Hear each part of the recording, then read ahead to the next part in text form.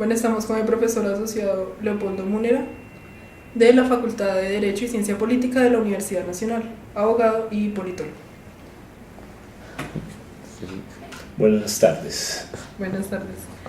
Bueno, profesor Munera, primero podría contarnos un poco sobre su experiencia estudiando aspectos relacionados con la educación.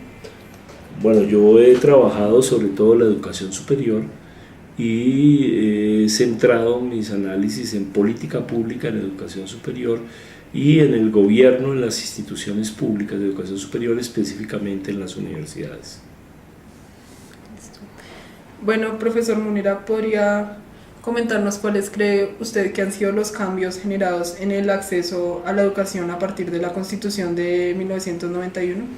Sí, hay un cambio notorio, es que el acceso o la cobertura en términos de educación en Colombia ha aumentado en todos los niveles, en educación básica, media y superior en el país, con una cobertura universal en educación primaria o prácticamente universal, ha mejorado mucho en educación media y también ha aumentado la cobertura en educación superior. Sin embargo, el problema es la calidad de la educación a la que se está accediendo, que la calidad sigue siendo muy diferenciada en términos de las condiciones sociales de los estudiantes. Es decir, en términos generales en el país, los estudiantes que tienen más recursos económicos acceden a una educación de mucho mejor calidad que los que tienen menos recursos económicos. En términos de la educación superior, la diferencia en el acceso es gigantesca, porque hay una tasa bruta de cobertura del 88% en el caso de los quintiles más ricos, del quintil 5, mientras la cobertura en el caso del quintil 1 es del 8%, entonces hay una diferencia de 80 puntos.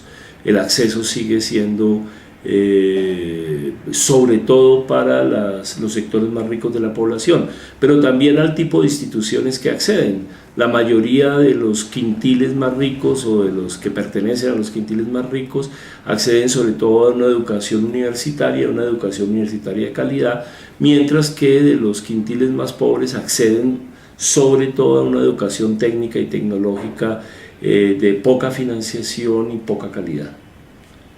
Listo, profesor Munera, ¿usted cuáles cree que son los factores que impiden que se pueda reducir esa brecha de desigualdad en cuanto al acceso a la educación? El factor es clarísimo. La única forma en que se puede reducir esa brecha en el mundo es con una inversión pública, y con una inversión pública clara que le ofrezca a los estudiantes no solo acceso, sino una educación de calidad.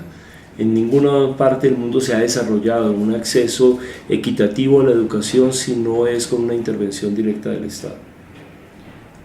¿Cómo cree que deberían ser esas políticas públicas para poder reducir esa desigualdad en cuanto al acceso a la educación? ¿Qué deberían tener?